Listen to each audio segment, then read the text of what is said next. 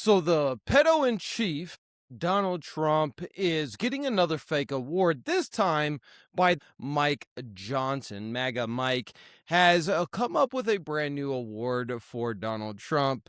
Plus, Israel society is absolutely cracking under the pressure of fighting two wars, one with trying to take over Lebanon and another with trying to destroy Iran. And even U.S. reporters are now starting to turn against Israel, which is unprecedented because, the old saying, I can't say.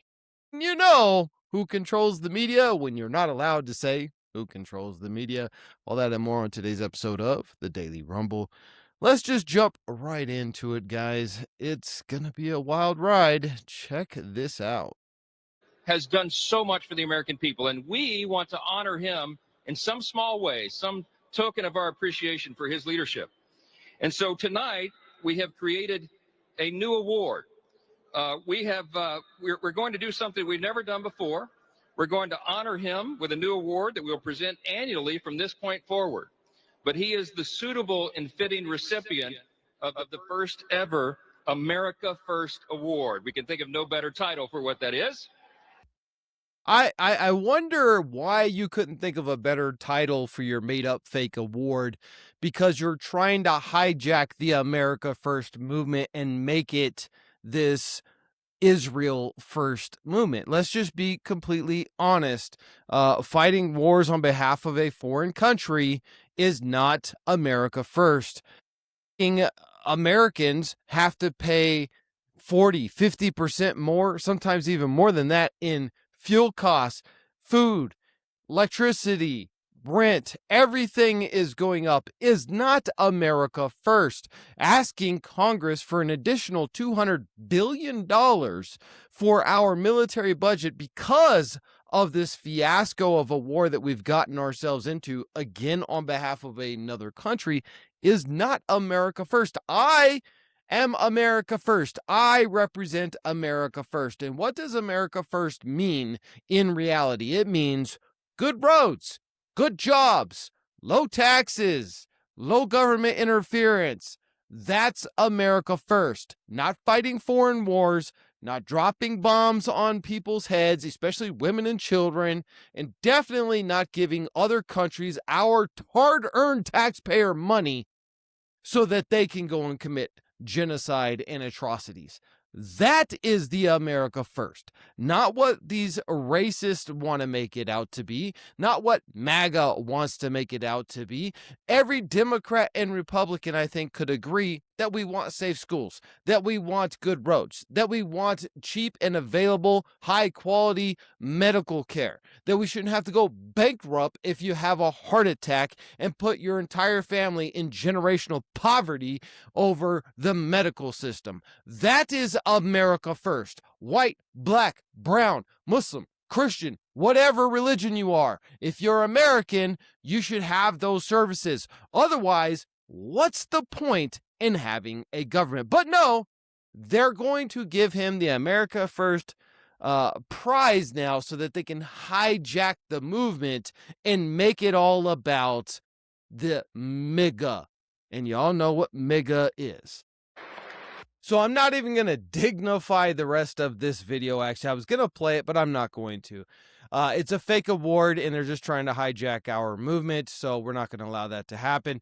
Now, speaking of movements, I made a statement or made a video about this yesterday that Turkey and Egypt better be careful because they are the next targets. If Iran falls, Israel's already said who is next: Egypt and Turkey.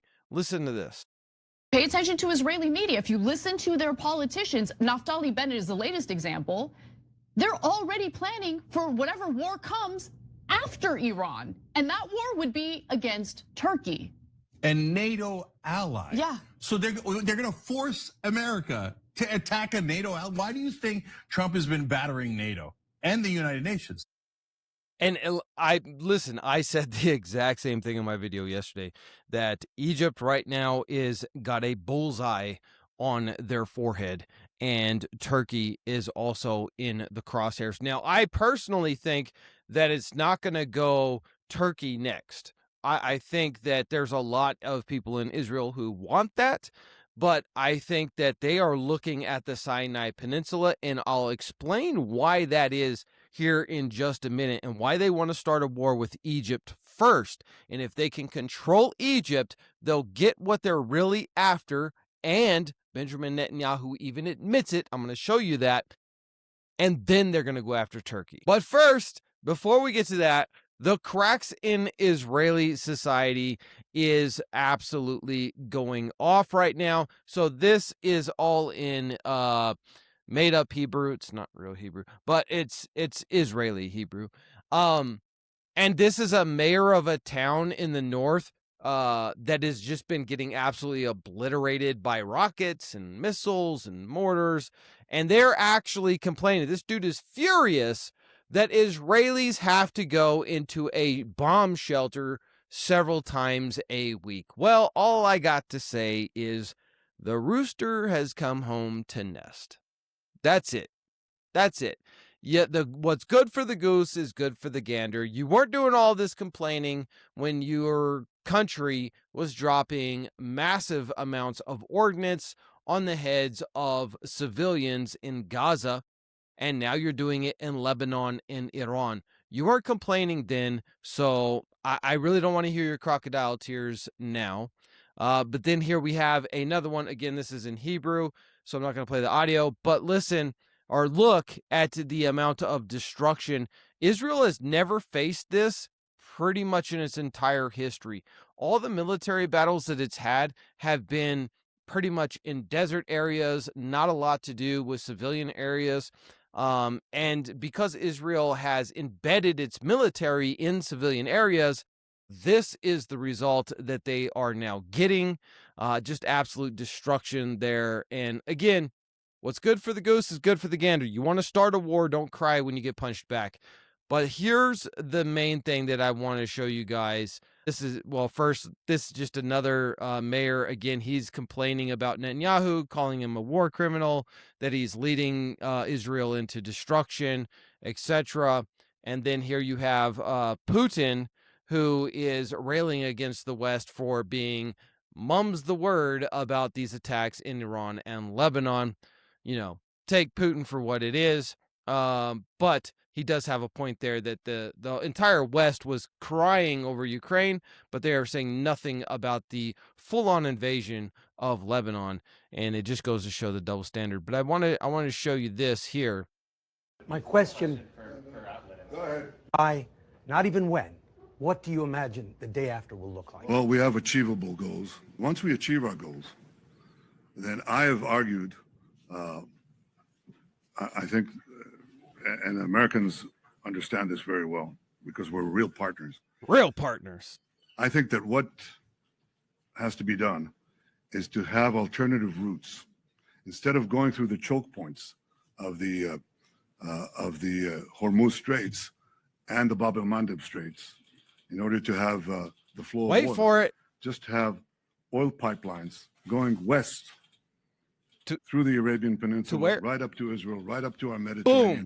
There you have it. The real objective of all of this was to intentionally, they knew that starting a war with Iran would cause a shutdown of both the Bab el-Mandeb Straits, which is what the Houthis can affect in the Red Sea, and then the Strait of Hormuz, which Iran has effectively shut down. They knew that was going to happen because their long-term goal has always been to make the Muslim countries in the Arab states, the Gulf Arab states, force them to have to route all of their oil exports through Israel. Therefore, Israel can now control up to 40% of the world's petroleum.